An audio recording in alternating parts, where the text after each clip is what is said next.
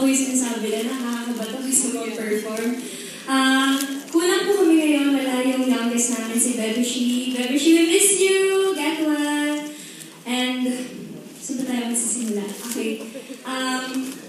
Last year we were very honored po na makatanggap po ng Rising Star Award from Billboard Philippines also. And, yes, back then we were simply dreaming of bigger things, hoping to make a mark. And now, standing here as Women of the Year, grabe, God works quietly talaga, totoo. And sabi kami ni Miss Sarah G, kami daw ang inspirasyon ng bagong henerasyon, pero sana alam niyo po na kayo din po ang naging inspirasyon namin. Opo, ever since babies kami, sino gusto nyo mga kulab? Sino biggest inspiration nyo? Miss Sarah G. Gusto rin po namin kasama natin yung management namin. Thank you, ABS-CBN, Star Magic, to our music label, Star Music, si Sir Roxy Natigan.